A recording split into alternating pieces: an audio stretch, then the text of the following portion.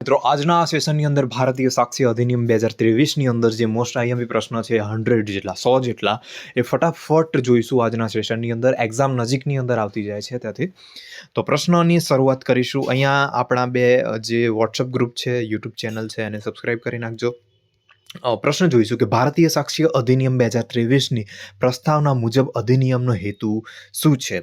તો પુરાવાના કાયદાનું એકત્રીકરણ કરવું અને ન્યાયી ટ્રાયલ એટલે કે ફેર ટ્રાયલ માટે પુરાવાના સામાન્ય નિયમો અને સિદ્ધાંતો પૂરા કરવા એ તેમનો મુખ્ય હેતુ છે. આગળનો પ્રશ્ન છે કે ભારતીય સાક્ષ્ય અધિનિયમ 2023નો મુસદ્દો તૈયાર કરવા માટે કોણ જવાબદાર હતું? તો સંસદીય સ્થાયી સમિતિ છે જે એ જવાબદાર હતું. પ્રશ્ન આગળનો જોઈશું કે ભારતીય સાક્ષ્ય અધિનિયમ 2023ની અંદર નીચેનામાંથી કયા મુદ્દાઓ સંબોધવાનો હેતુ ધરાવે છે? તો અહીંયા ઓપ્શન નંબર એ અને બી બંને સાચા જવાબ આવશે. એટલે કે પ્રક્રિયાગત કાયદાનું સરળીકરણ અને પુરાવા સંબંધિત જોગવાઈઓનું આધુનિકીકરણ, એટલે ઓપ્શન નંબર ડી સાચો જવાબ બનશે. આગળનો પ્રશ્ન જોઈશું કે ભારતીય સાક્ષ્ય અધિનિયમ 2023ની કલમ 2 હેઠળ વ્યાખ્યાયિત કરેલી હકીકત એટલે કે ફેક્ટની અંદર કોનો સમાવેશ થાય છે? તો આંતરિક અને બાહ્ય બંનેનો એની અંદર સમાવેશ થતો હોય છે. પક્ષકાર દ્વારા સ્વયં એટલે કે શું મોટો જે દાખલ કરાયેલું સોગંદનામું હોય છે એ પુરાવા તરીકે ગણી શકાતું નથી. આગળનો પ્રશ્ન છે કે ભારતીય સાક્ષ્ય અધિનિયમ 2023ની અંદર નીચેનામાંથી કઈ કાર્યવાહીઓને લાગુ પડે છે? તો કોઈ પણ કોર્ટ સમક્ષની ન્યાયિક કાર્યવાહી હોય એને ભારતીય સાક્ષ્ય અધિનિયમ 2023 લાગુ પડે છે. આગળનો પ્રશ્ન છે કે ભારતીય સાક્ષ્ય અધિનિયમ 2023 નીચેનામાંથી કોને લાગુ પડતો નથી? તે કોર્ટ અથવા અધિકારી સમક્ષ રજૂ કરાયેલ જે સોગંદનામા હોય છે એને લાગુ ના પડે. આગળનો પ્રશ્ન છે કે IEA એટલે ઇન્ડિયન એવિડન્સ એક્ટ અને BSA બંનેના ટૂંકા શીર્ષક એટલે કે શોર્ટ ટાઇટલની અંદર કલમ એક સ્પષ્ટપણે તેમની લાગુ પડવાની ક્ષમતાને કોને બાકાત કરે છે? દરેકની અંદર શોર્ટ ટાઇટલ જે હોય છે સૌથી પહેલું ટાઇટલ આપવામાં આવે છે. દાખલા તરીકે CRPC હોય તો this act may be called it the code of criminal procedure 1963. It extend to all of India. એક extend to all of India, દરેકનું શોર્ટ ટાઇટલ સેમ જ હોય છે. એટલે આની અંદર જે ઇન્ડિયન એવિડન્સ એક્ટ અને ભારતીય સાક્ષ્ય અધિનિયમ બંનેનું જે શોર્ટ ટાઇટલ છે કલમ 1ની અંદર આપવામાં આવેલું છે એ સ્પષ્ટપણે તેમની જે કોઈ પણ કોર્ટ અથવા તો અધિકારી સમક્ષ રજૂ કરાયેલા સોગંદનામા અને આર્બિટ્રેટર સમક્ષની જે કાર્યવાહી છે એ લાગુ પાડવાની ક્ષમતામાંથી બાકાત કરે છે. આગળનો પ્રશ્ન છે કે ભારતીય સાક્ષ્ય અધિનિયમ 2023 ક્યારે અમલમાં આવે છે?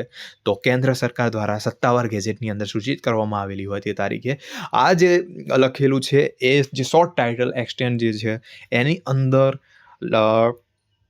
મેન્શન કરવામાં આવેલ છે. જો કે અત્યારે હાલ ઓલરેડી એન્ફોર્સેબલ છે, એટલે આ કેન્દ્ર સરકાર અથવા તો ગેઝેટની અંદર સૂચિત કરવામાં જે તારીખ છે 1 જુલાઈ જે 2023 એ ઓલરેડી અત્યારે હાલ અમલવારી થઈ ગયેલી છે, એટલે અમલ એનો થઈ ગયેલો છે. ચલો આગળનો પ્રશ્ન જોઈશું કે ભારતીય સાક્ષ્ય અધિનિયમ 2023ની કઈ તારીખે રાષ્ટ્રપતિની સંમતિ મળી હતી? તો 28 સપ્ટેમ્બર 2023ના રોજ. નીચેની વ્યાખ્યાઓને જોડો. તો અહીંયા સાચી વ્યાખ્યા આવશે ઓપ્શન નંબર સીની અંદર. વ્યાખ્યાને જોઈશું ઓપ્શન નંબર સી. એટલે પહેલું જે છે એને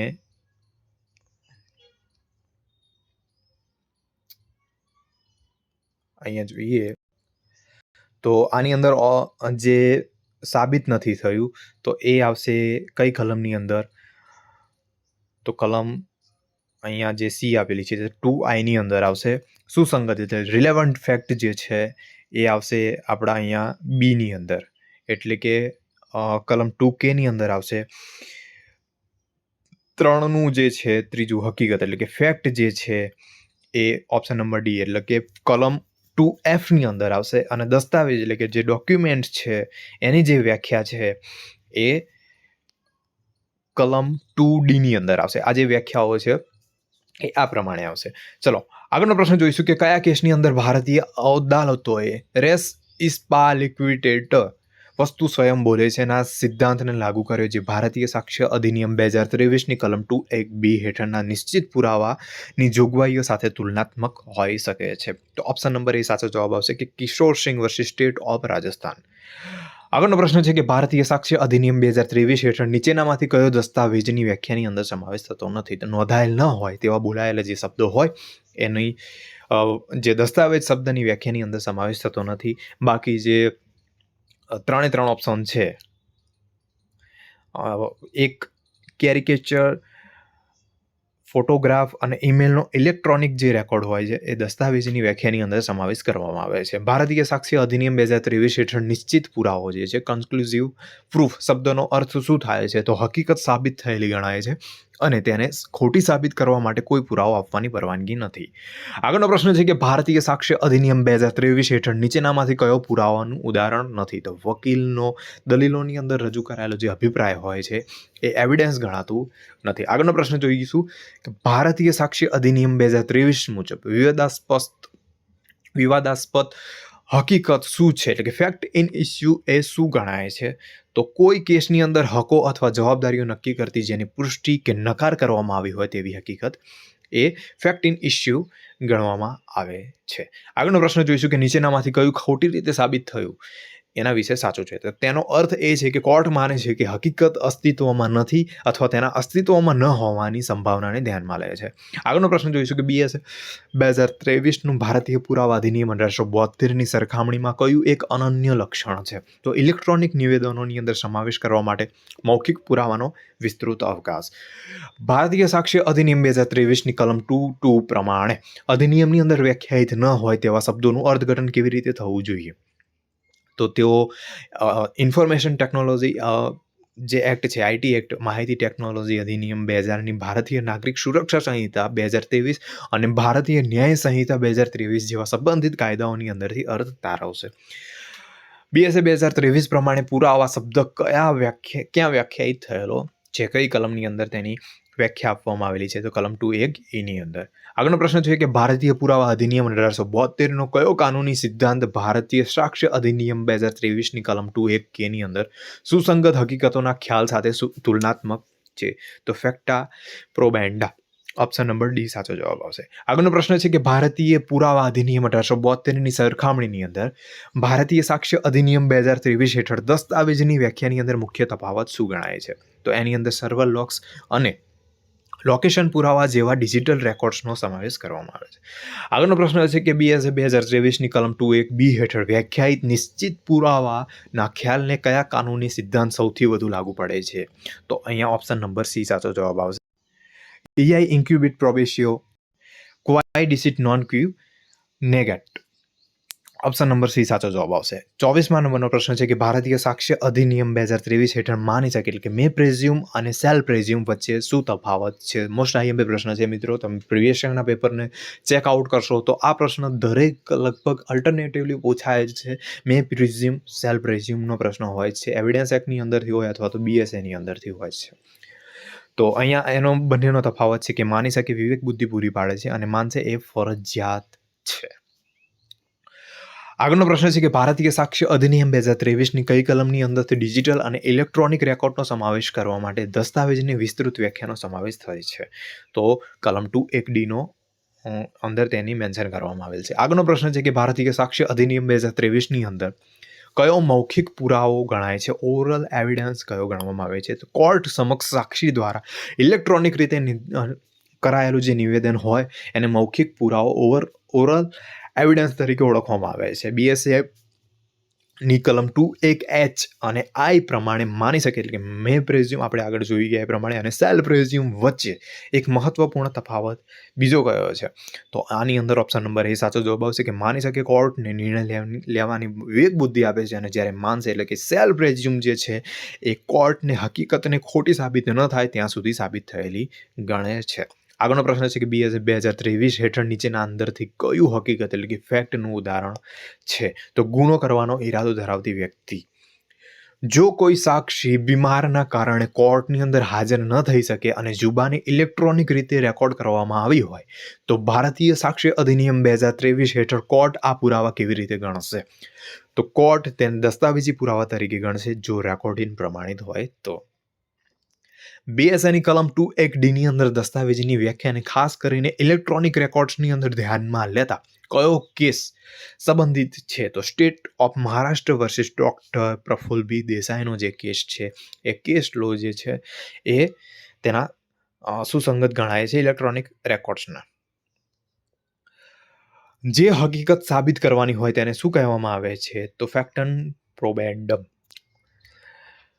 દસ્તાવેજના અસ્તિત્વ અંગેના વિવાદની અંદર અધિનિયમની જે આ BSAની અધિનિયમની કલમ 2(1)D ના જે દસ્તાવેજોની અંદર દસ્તાવેજની કલમ છે એની વ્યાખ્યાને ડેફિનેશન આપે, એની ડેફિનેશનને મેન્શન કરે છે, એને કેવી રીતે સંબોધે છે. તો દસ્તાવેજ શબ્દની અંદર ઇલેક્ટ્રોનિક રેકોર્ડ્સ અને અન્ય રેકોર્ડ્સ કરેલી બાબતોના સ્વરૂપો જેમ કે ઈમેલ્સ અથવા સંદેશાઓનો સમાવેશ કરવામાં આવે છે. ભારતીય સાક્ષી અધિનિયમ 2023ની અંદર જે કલમ 2 છે એના હાંસિયાની અંદર એના શું શીર્ષક છે તો એ કલમ 2ની અંદર લગભગ દરેકે દરેક કાયદાઓ છે એ કાયદાની કલમ 2ની અંદર મોસ્ટ ઓફ ડેફિનેશન આપવામાં આવેલી હોય છે, વ્યાખ્યાઓ જ હોય છે. સાબિતી એટલે કે પ્રૂફનું પરિણામ શું છે તો એવિડન્સ એટલે કે પુરાવો. ભારતીય સાક્ષી અધિનિયમ 2023 દ્વારા સુસંગત બનાવવામાં આવેલી હકીકતોની શ્રેણી કઈ છે? કલમ 3 થી 50 એ સુસંગત બનાવવામાં આવેલી જે હકીકતો છે એનો સમાવેશ કરવામાં આવે છે કલમ 3 થી 50ની અંદર. ભારતીય સાક્ષી અધિનિયમ 2023ની કલમ 5 મુખ્યત્વે શું જણાવે છે તો પુરાવો ફક્ત વિવાદાસ્પદ હકીકતો આ અધિનિયમ હેઠળ જાહેર કરાયેલી સુસંગત હકીકતોને જ આપી શકાય છે.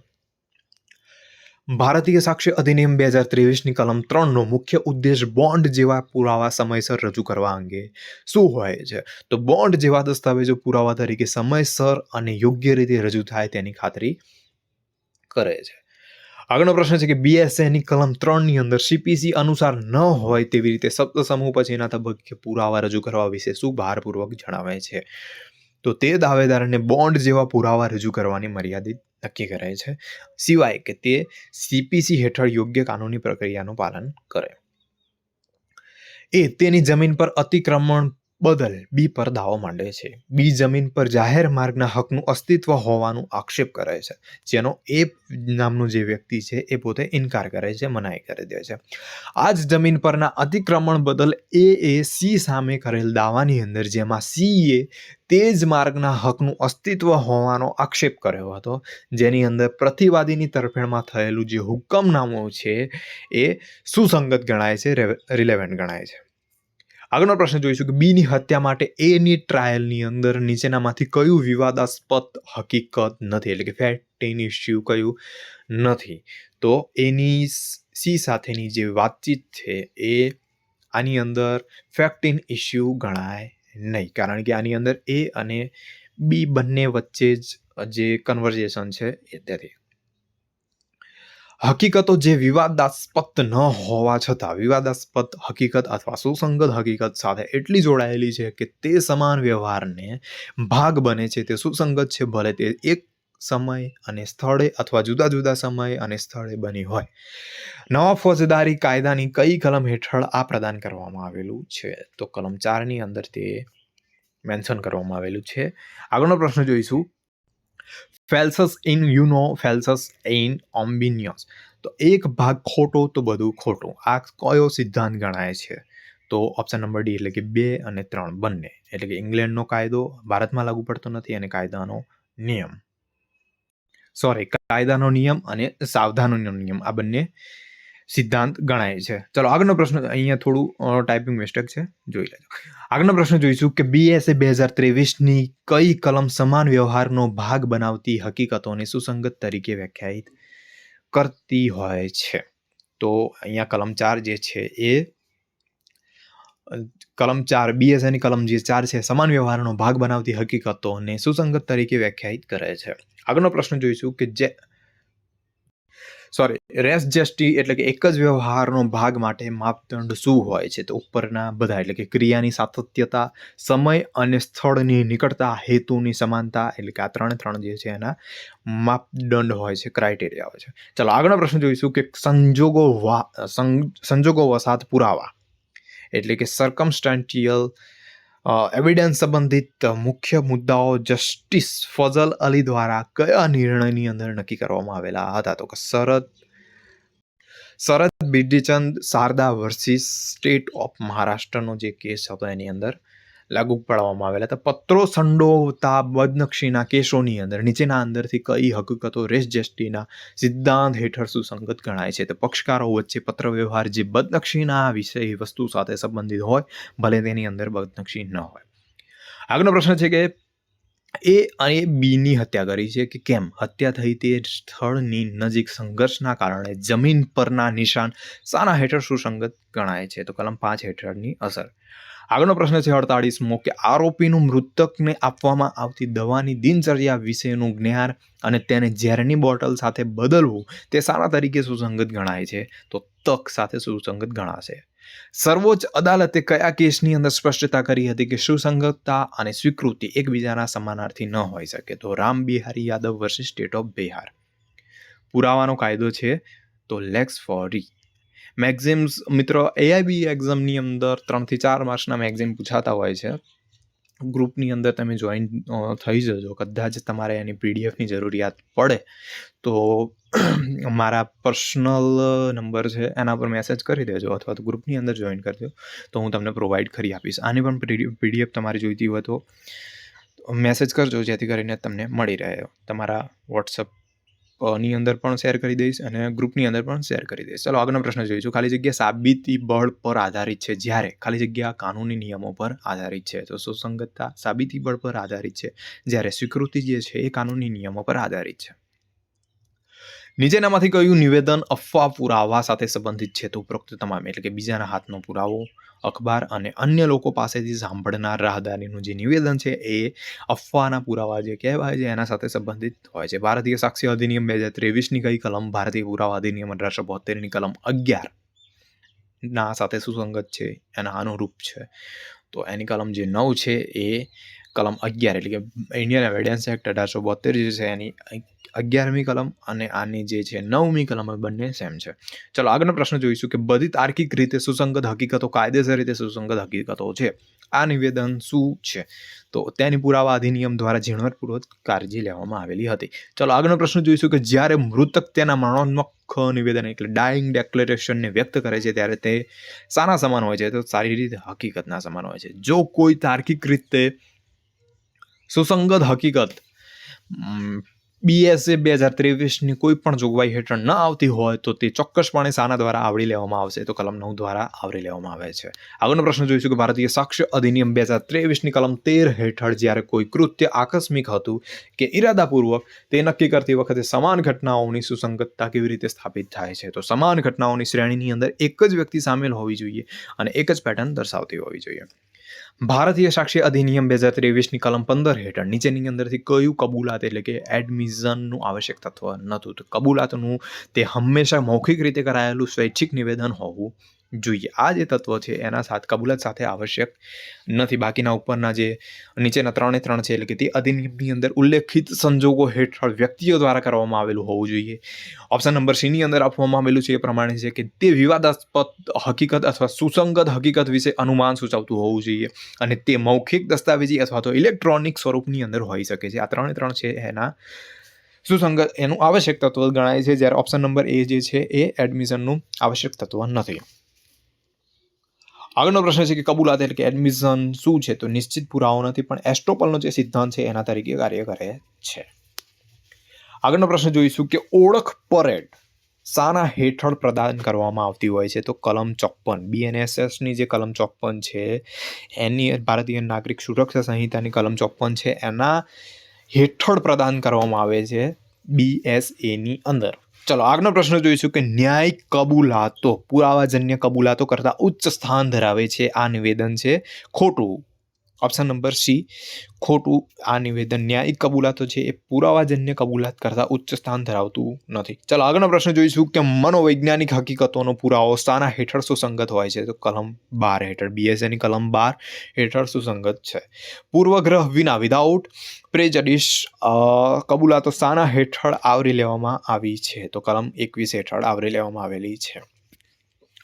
આગળનો પ્રશ્ન જોઈશું કે એની ચોરીના આરોપની અંદર એ વ્યક્તિ છે એને ચોરીના આરોપની હેઠળ એને ધરપકડ કરવામાં આવે છે અને તે પોલીસ કસ્ટડીની અંદર ગુનો એ પોતે ચોરી કરી છે ગુનો કરે છે કબૂલે છે. પાછળથી મેજિસ્ટ્રેટની હાજરીની અંદર એ નામનો જે વ્યક્તિ છે એ કબૂલાતનું પુનરાવર્તન કરે છે, ફરીથી કબૂલ કરે છે અને શું તો BSAની કલમ 23(2) હેઠળ એની કબૂલાત સ્વીકાર્ય છે? તો હા, પરંતુ માત્ર મેજિસ્ટ્રેટ સમક્ષ કરાયેલી જે કબૂલાત છે એ જ ગ્રાહ્ય ગણાય છે જ્યારે તેને પોલીસ કસ્ટડીની અંદર કોઈ પણ ગુનો કરેલો હોય, એને કોઈ પણ ગુનાની કબૂલાત કરેલી હોય એ સ્વીકાર્ય હોતી નથી. મોસ્ટ આઈએમપી પ્રશ્ન છે મિત્રો, પ્રીવિયસ યરના પેપરની અંદર ઘણીવાર પૂછાઈ ચૂકેલો છે.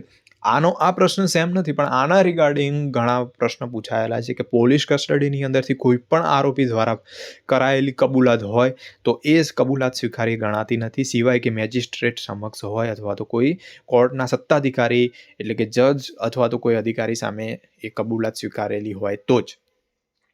આગળનો પ્રશ્ન છે કે કલમ 23ના પરંતુ હેઠળ પોલીસ કસ્ટડીની અંદરથી કરાયેલ કબૂલાતનો કયો ભાગ પુરાવા તરીકે સ્વીકાર્ય છે? તો માત્ર તે ભાગ જે હકીકતની શોધ સાથે સ્પષ્ટપણે સંબંધિત હોય તે ભાગ જ સ્વીકાર્ય ગણાય છે. આગળનો પ્રશ્ન જોઈશું કે BSA 2023 હેઠળ નીચેની વ્યાખ્યાઓ જોડો. જોડકા જોડવાના છે.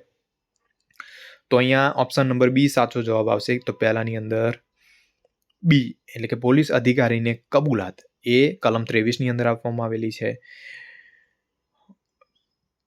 બીજું, કબૂલાત નિશ્ચિત પુરાવો નથી, તો એ ઓપ્શન નંબર સી ની અંદર એટલે કે કલમ 25ની અંદર આપવામાં આવેલી છે. દીવાની કેસોની અંદર કબૂલાત તો એ કલમ 21ની અંદર આપવામાં આવેલી છે.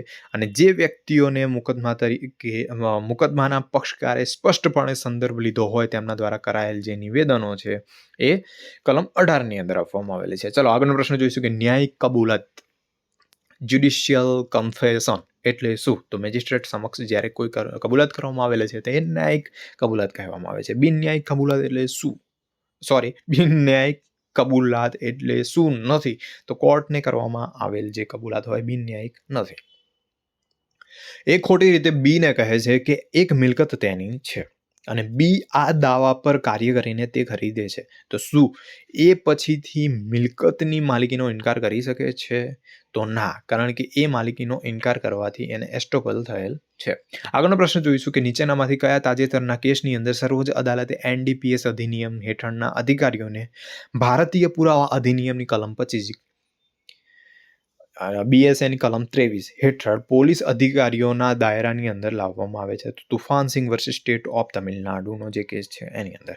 ભારતીય સાક્ષ્ય અધિનિયમ 2023ની અંદર જે ડાઇંગ ડિક્લેરેશન મરણોન્મુખ નિવેદન કઈ કલમની અંદર આપવામાં આવેલું છે? તો કલમ 26ની અંદર આપવામાં આવેલું છે. સાક્ષ્ય અધિનિયમનું જે ડાઇંગ ડિક્લેરેશન છે મોસ્ટ આઈએમપી ટોપિક છે, એકવાર તમે રીડિંગ કરી લેજો અલગથી, અથવા તો સ્પેસિફિક ટોપિક આપણે ચેનલ ઉપર અપલોડ કરી લઈશું. સાક્ષી દ્વારા આપવામાં આવેલ પુરાવો કલમ 27 હેઠળ માત્ર ત્યારે જ સુસંગત બને છે જ્યારે શપથ પર આપવામાં આવેલ હોય, કોર્ટ સમક્ષ આપવામાં આવેલ હોય, કાર્યવાહી સમાન પક્ષકારો વચ્ચેની હોય ત્યારે સાક્ષી દ્વારા આપવામાં આવેલ પુરાવો સુસંગત બને છે કલમ 27 હેઠળ. રેસ જ્યુડિકેટા એટલે કે પૂર્વ ન્યાયનો જે સિદ્ધાંત છે એ પરોક્ષ અભિવ્યક્તિ કઈ કલમ હેઠળ જોઈ શકાય છે? તો કલમ 35 હેઠળ. આગળનો પ્રશ્ન છે કે નિવેદનના કેટલા ભાગને સાબિત કરવો તે કઈ કલમ હેઠળ વ્યવહાર કરવામાં આવ્યો છે? કલમ 33 હેઠળ. અધિનિયમ 2023ની કલમ 37 હેઠળ કલમ 34, 35 અથવા 36 દ્વારા આવરી લેવાયેલા ન હોય તેવા ચુકાદાઓ છે તો માત્ર ત્યારે જ સુસંગત બને છે જો તે વિવાદાસ્પદ હકીકત હોય અથવા અન્ય જોગવાઈ હેઠળ સુસંગત હોય છે. BSAની કલમ 36 મુજબ નીચેનામાંથી કયા ચુકાદાઓ, આદેશો અથવા હુકમો તેઓ જે બાબત જણાવે છે તેનો નિશ્ચિત પુરાવો નથી? તો જાહેર અધિકારના કેસની અંદર જે હુકમ છે તે. BSAની કલમ 28 હેઠળ નિયમિતપણે વ્યવસાયના ભાગરૂપે રાખવામાં આવેલ હિસાબના ચોપડાઓની એન્ટ્રીઓ સુસંગત છે પરંતુ કોઈને જવાબદારીઓ સાથે ચાર્જ કરવા માટે પૂરતી નથી. આગળનો પ્રશ્ન છે કે અ જજમેન્ટ ઇન રેમ એટલે કે વસ્તુ વિષયક ચુકાદો નીચેની અંદરથી કયા અધિકાર ક્ષેત્રના ઉપયોગમાં ન હોઈ શકે? તો વાણિજ્યિક એટલે કોમર્શિયલ અધિકાર ક્ષેત્રના ઉપયોગની અંદર ન હોઈ શકે. આગળનો પ્રશ્ન જોઈશું કે દાંપત્ય અધિકારોના પુનઃસ્થાપના માટેના મુકદ્દમાનો ચુકાદો કયો છે? તો વ્યક્તિ વિષયક ચુકાદો ગણાય છે. શું નિષ્ણાંત પર ખોટી જુબાની માટે કેસ ચલાવી શકાય છે? તો કે ના, નિષ્ણાંત સાક્ષી નથી અને તેના પુરાવો માત્ર સલાહકારી સ્વભાવના ગણાય છે. આગળનો પ્રશ્ન છે કે એ બદનક્ષી માટે બી પર દાવો માંડે છે અને કેસ જીતે છે. સી જે તે જ બદનક્ષીથી સમાન રીતે પ્રભાવિત થયો હતો તે બી સામે દાવો દાખલ કરે છે કલમ 37 હેઠળ. હવે એના કેસની અંદર ચુકાદો કયો છે? તો બી અને સી વચ્ચે અસુસંગત ગણાય છે. ચલો આગળનો પ્રશ્ન જોઈશું કે BSA 2023ની કલમ 38 હેઠળ એક પક્ષકાર ચુકાતા આદેશ અથવા હુકમની સુસંગતતાને શાના દ્વારા પડકારી શકે છે તો તે ચુકાદો છેતરપિંડી અથવા તો મિલીભગત દ્વારા મેળવવામાં આવ્યો હોય તો. પ્રશ્ન એ છે કે શું કોઈ ચોક્કસ ઈમેલ બનાવટી છે? એક નિષ્ણાતને તેના મેટાડેટાનું વિશ્લેષણ કરવા માટે બોલાવવામાં આવે છે. તો ભારતીય સાક્ષ્ય અધિનિયમ 2023ની કલમ 39 હેઠળ તો ઇન્ફોર્મેશન ટેકનોલોજી એટલે કે માહિતી ટેકનોલોજી અધિનિયમ 2000ની કલમ 79A હેઠળ નિયુક્ત ઇલેક્ટ્રોનિક પુરાવા પરીક્ષણ જ સુસંગત અભિપ્રાય આપી શકે છે. ઇલેક્ટ્રોનિક પુરાવા પરીક્ષકનો અભિપ્રાય જે ભારતીય પુરાવા અધિનિયમના કલમ 45A ની અંદર હતો, જે ભારતીય સાક્ષ્ય અધિનિયમ 2023ની કઈ જોગવાઈ હેઠળ ઉમેરવામાં આવે છે? તો કલમ 39(2) હેઠળ. એસ્ટોપલ બાયપેઇસ એટલે શું? તો આચરણ દ્વારા એને કહેવામાં આવે છે. ચલો આગળનો પ્રશ્ન જોઈશું કે ભારતીય પુરાવા અધિનિયમ 1872ની કઈ કલમ ભારતીય સાક્ષ્ય અધિનિયમની અંદર હસ્તાક્ષર થી પરિચિત વ્યક્તિના અભિપ્રાયને અનુરૂપ છે? તો કલમ 41ની જે ડેફિનેશન છે એની અંદર જે પણ જોગવાઈ કરવામાં આવેલી છે એ.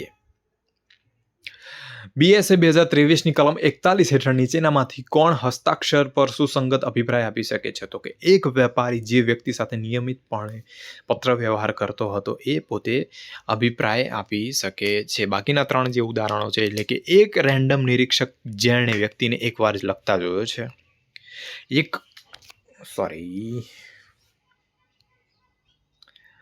એક ક્લાર્ક જેને હસ્તાક્ષરનું કોઈ જ્ઞાન નથી પરંતુ પત્ર વ્યવહાર ફાઇલ કરવામાં સામેલ છે, અને એક વ્યક્તિ જેનો વ્યક્તિના હસ્તાક્ષર સાથે કોઈ પૂર્વ સંપર્ક નથી.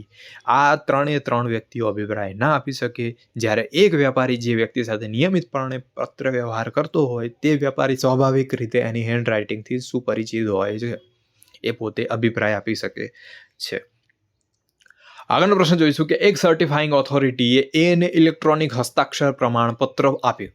હવે દસ્તાવેજ પર એની ડિજિટલ સહી અંગેના વિવાદની અંદર કોર્ટ શાના પર આધાર રાખી શકે છે? તો સર્ટિફાઇંગ ઓથોરિટીનો જે અભિપ્રાય આપે છે એના પર આધાર રાખશે કોર્ટ પોતે.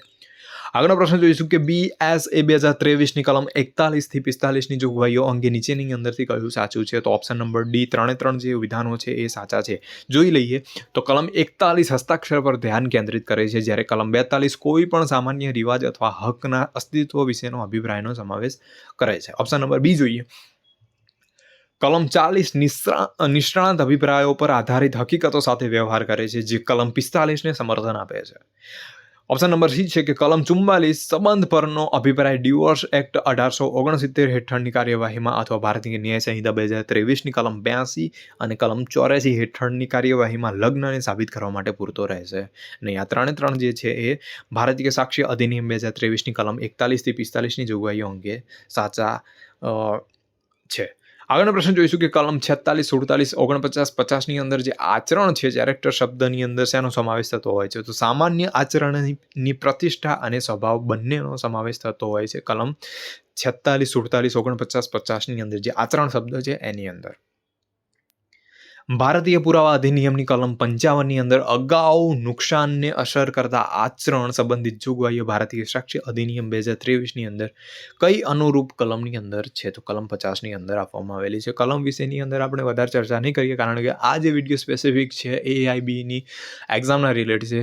AIBની એક્ઝામની અંદર જે પણ કલમની તમારે કોઈ ડેફિનેશન હોય, કોઈ જોગવાઈ હોય, અથવા તો કોઈ પણ તમારા અંદર એ લોકો ડેટા લેવા માગતા હોય તો સ્પેસિફિક તમારે ઇન્ડેક્સ ચેક કરી લેવી. ઇન્ડેક્સની અંદર પણ જે પણ સ્પેસિફિક તમારે અહીંયા કલમ લખેલી હોય એ જ કલમને પકડવાની. એ કલમને પકડીને તમારે સીધું પેજ નંબર ઓપન કરીને એના સુસંગત જે પણ વર્ડ્સ હોય એ સિમિલર કરીને તમારે આન્સર આપવાનો રહેશે. એટલે આપણે વધારે કલમ વિશે અહીંયા ચર્ચા નથી કરતા. ચલો આગળનો પ્રશ્ન જોઈશું કે ભારતીય સાક્ષ્ય અધિનિયમ 2023ની અંદર અમુક કેસોમાં આચરણ અથવા અગાઉના જાતીય અનુભવના પુરાવાની સુસંગતતા નથી, તે કઈ કલમ હેઠળ પ્રદાન કરવામાં આવ્યું છે? તો કલમ 48 હેઠળ. ફોજદારી કાર્યવાહીમાં આરોપીના ખરાબ આચરણની સુસંગતતા અંગે નીચેની અંદરથી કયું સાચું છે? તો જો સારા આચરણના પુરાવા પ્રદાન કરવામાં ન આવે તો તે અસુસંગત ગણાય છે, સુસંગત નથી. આગળનો પ્રશ્ન છે કે કયા કેસની અંદર એ સિદ્ધાંત પર ભાર મૂકવામાં આવ્યો હતો કે ફોજદારી કાર્યવાહીમાં ખરાબ આચરણનો પુરાવો અસ્વીકાર્ય છે, સિવાય કે આરોપી દ્વારા પહેલા સારા આચરણનો પુરાવો રજૂ કરવામાં આવે? તો Mohammad Imran Khan versus state government NCT of Delhi. આગળનો પ્રશ્ન છે કે ભારતીય સાક્ષ્ય અધિનિયમ 2023ની કલમ 49 હેઠળ નીચેની અંદરથી કયા નિવેદનો સાચા છે? તો ઓપ્શન નંબર સી છે એ સાચો જવાબ બનશે. એટલે કે જો ખરાબ આચરણ પોતે વિવાદાસ્પદ હકીકત હોય તો તે સુસંગત બને છે. ધ્યાનથી સાંભળજો. પહેલું અને ત્રીજું.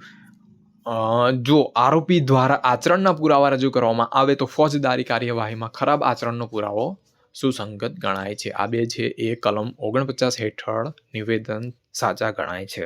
આગળનો પ્રશ્ન છે કે દીવાની કાર્યવાહીના કાયદાની અંદર વ્યક્તિના આચરણનો પુરાવો અસુસંગત ગણાય છે સિવાય કે તે અન્યથા સુસંગત હકીકતો સાથે સંબંધિત હોય તો. આગળનો પ્રશ્ન છે કે નીચેનામાંથી કયું ખરાબ આચરણના પુરાવા તરીકે હંમેશા સુસંગત છે? તો આરોપીની અગાઉની જે સજા છે એ ખરાબ આચરણના પુરાવા સાથે સુસંગત ગણાય છે. બી પર છેતરપિંડી માટે ટ્રાયલ ચાલી રહી છે. ટ્રાયલ દરમિયાન ફરિયાદ પક્ષ બીની સમાન છેતરપિંડી માટે અગાઉની સજાનો પુરાવો રજૂ કરે છે.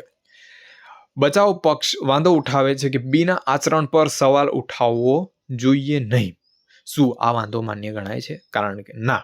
ઓપ્શન નંબર બી સાચો જવાબ આવશે. આ વાંધો માન્ય ગણાતો નથી કારણ કે કલમ 49 હેઠળ અગાઉની સજા સુસંગત ગણાય છે. આગળનો પ્રશ્ન જોઈશું કે ભારતીય સાક્ષ્ય અધિનિયમ 2023 ફોજદારી કાર્યવાહીમાં ખરાબ આચરણના પુરાવાને દીવાની કાર્યવાહીની સરખામણીની અંદર કેવી ગણાય છે? તો ફોજદારી કાર્યવાહીમાં જો સારા આચરણનો પુરાવો રજૂ ન કરવામાં આવે તો ત્યાં સુધી ખરાબ આચરણનો પુરાવો પ્રતિબંધિત છે. દીવાની કાર્યવાહીથી વિપરીત હોય ત્યાં સુધી તે ખરાબ આચરણનો જે પુરાવો છે એ પ્રતિબંધિત ગણાય છે. છેલ્લો પ્રશ્ન જોઈ લઈશું. હકીકતોની સુસંગતતા કયા પ્રકરણની અંદર પ્રદાન કરવામાં આવેલી છે? તો પ્રકરણ 2 ની અંદર fact in issue relevant of fact એ પ્રકરણ 2 ની અંદર ઇસ્યુ કરવામાં આવેલ છે.